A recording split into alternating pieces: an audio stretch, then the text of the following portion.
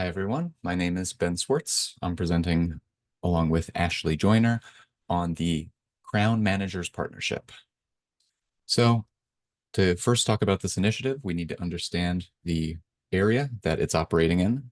So this is the scope.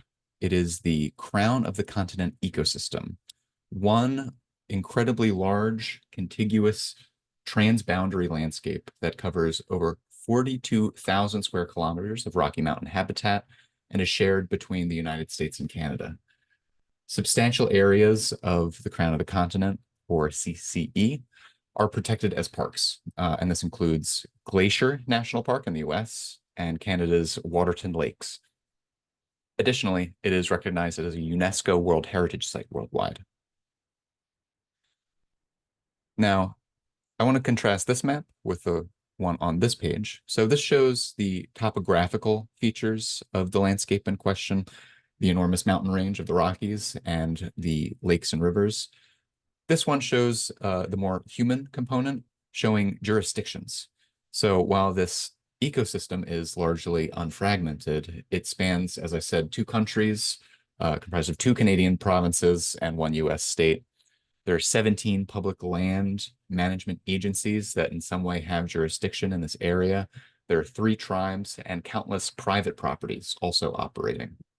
So the initiative we're going to be talking about formed to help mediate conservation decisions across this incredibly wide, diverse array of stakeholders. And they research and perform management at the landscape scale.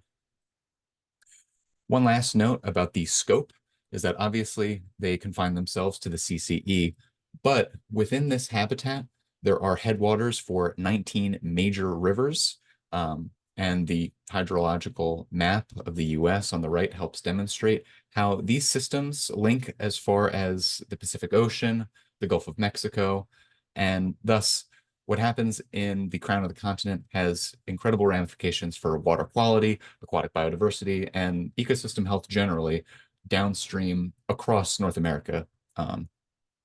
And in addition, it's also a productive core habitat for threatened species that use it as a source population and then disperse out to sinks in more distressed habitats across North America. So let's talk about the landscape proper and sources of heterogeneity. Now, it is, as I said, situated in America's largest mountain range, the Rockies, which means that this has an elevational range of 1,000 to 3,000 meters. And within this, of course, then there are a ton of different landscapes and habitat types, including grasslands, conifer and deciduous forests, lakes, rivers, glacial valleys, steep alpine zones, and the list could go on. And as you might expect, this leads to incredible biodiversity with over 1,200 vascular plant species, almost 300 bird species, 23 fish, and 63 mammal.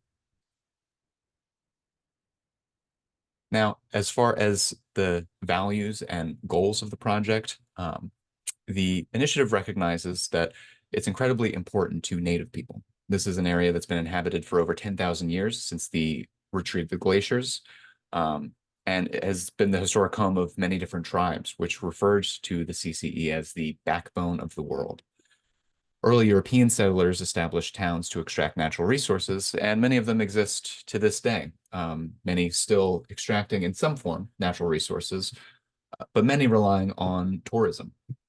And as I mentioned, it is a World Heritage Site and also a UNESCO Biosphere Reserve. So there's a recognized global importance as well. But the human use values is used more so as a lens for the Crown Managers Group. It's how they build their coalitions and how they think about building coalitions with a diverse array of stakeholders. But what's really at stake here is the ecological. So this concerns the protection of many imperiled keystone species, including grizzly bear, wolverine, lynx, bull trout, cutthroat trout, and white bark pine. And we'll be talking about the pines a lot more. Now, what's incredible is no extinctions have ever been documented in the crown of the continent, but climate change, invasive species, diseases, and an increased incidence of fire all pose significant risks in the long term. So the Crown Managers Partnership focuses on building this ecological resilience and maintaining this ecological diversity through a culturally informed collaborative partnership. And lastly, a note about climate change and the Crown. That's the primary angle we're using to analyze this landscape case study. And the Crown of the continent is important because it's warming at nearly twice the rate of the global average. A researcher involved found that fires will become 2 to 5 times more frequent by the end of the century. And white bark pine, this threatened keystone species I just mentioned, um, which provides, mast as food seasonally, as well as shelter for all those other threatened fish, birds, mammals. Now, this pine species is especially vulnerable. On the one hand, because it is threatened by invasives such as the mountain pine beetle, disease like white pine blister rust, uh, but more so because these things are facilitated and aggravated by climate change. And so big picture, studying climate change here is very important because since it is happening faster than anywhere else in the world, and because the scale of this ecosystem is so great as a study area compared to many other smaller parks and habitats, it provides a unique window for us to study climate change and adaptation strategies, and hopefully serve as a model for initiatives across the world. So with that, I will hand it over to my partner, Ashley. Great. Thank you, Ben. I'll be taking over from here. Again, my name is Ashley. So here we have yet another rendition of the map. This one more so just lays out specifically the jurisdictions that exist within the Crown ecosystem.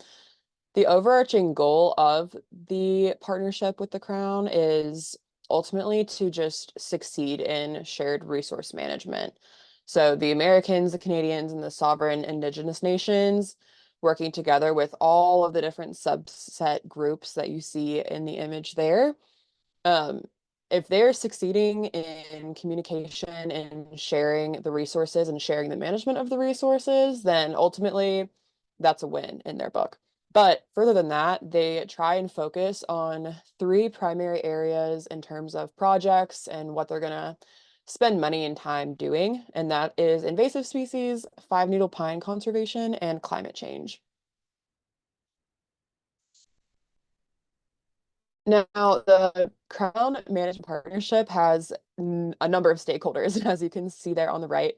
So with all of them in mind, the people working on the partnership kind of divide into 5 specific groups. There are working groups for the categories you see there on the left, the high 5, which is five-needle pines, and that's the one that we're focusing on in this presentation. The Crown Terrestrial Invasive Plant Network, Aquatic Invasive Species Working Group, Native Salmonids Working Group, and Large Carnivores Working Group. So they just focus their allocated resources on projects that relate to their topic. Now, these are kind of the 2 main people of interest for our specific presentation today within the High 5 working group. So Melissa Jenkins she's the woman to know. She was known in her field for being stoic like the white bark pine, very humble and noble, and received numerous awards other than the one that I list there, the Forest Service National Excellence Award. She's recently retired, though still is very present in the community, presenting her life's work. So she is a great person to know for this project. We also have Joe Fortier, pardon pronunciation. He's our GIS project guy on the job, and you'll be hearing from him a little bit later. So unfortunately, despite very active efforts to try and get somebody from the Crown management world on this project with us, we were not able to secure an interview. So our solution to that was cutting in clips from Melissa and Joe's forum presentation from 2021 in order to answer the questions that we had. So the forum presentation was essentially when Melissa and Joe were presenting the methodology behind the crown scale 5 needle pine restoration strategy. This is where they introduced a pilot project that was supposed to serve as a model that they could then scale up to be crown wide or even global if the project was successful. And this is a really highly focused on trans-jurisdictional conservation techniques. So things that can persist across boundaries that hopefully everyone will agree with, and that, all the methods and the math and the logistics line up very specifically. Okay, so the first question that we have is, what is the driving focus on conserving endangered pines in the Crown area? And this is what they had to say. Back in 2016, in the strategic conservation framework that the CMP did, they identified white bark pine as one of their conservation priorities. And the reason they did that is because the Crown Continental ecosystem has, unfortunately, the highest mortality rate of white bark pine anywhere within the range of the species. Places have over 90% mortality. There's been a lot of research you can see there on the left that shows how high our mortality is for both white bark and limber pine. I can't say definitively it's the highest mortality of limber pine, but if not, it's close. So we have a lot of mortality, and it's been identified as a need for restoration plan. That mortality that she's referring to is due to the high presence of the mountain pine beetle and the blister rust that Ben was mentioning earlier. Our next question is the following. Must be complex coming up with potential conservation strategies that can be relevant across so many jurisdictions. So how did your working group navigate this? We decided to do a pilot study where we would just, we would come up with a process, and we would only do it for one species, and that was white bark pine. And we chose that because we chose these 3 units because they represented the breadth of the diversity of our jurisdictions, and also white bark pine because we had so much information on white bark. So it was Glacier Park, Flathead National Forest, and the Flathead Indian Reservation were the 3 jurisdictions. But step 1, first identify where the species is capable of existing. That sounds, simple, but it was, we had to wrap our heads around, where does this even apply to? So we had to identify the species potential range. And then within that area, where it had the highest conservation value, where it was the most important to restore it. And then in step 3, we identified and quantified the threats and stressors affecting white bark pine. And we use those threats and stressors in step 4 to quantify the restoration action's likelihood of success. So how do the threats and stressors affect how likely the treatment will be to be successful? I'll talk about that a bit more later on. Step 5, and this is National White Bark Pine Restoration Plan direction, is to identify 20 to 30% of your potential range for areas for restoration focus. And then the final step, and this is the 2B part of that Diana was talking about, is to actually assign restoration actions. Awesome. It's really helpful to see that workflow so blatantly laid out in the steps that you have there. So honing in, for example, on step 4 of that strategy process, quantifying the likelihood of success, what factors go into determining this, and how are you able to predict where conservation will actually be effective? Seeing is just the potential range, and that's sort of the limiting factor when we develop these products, is we model them out to the potential range of each species.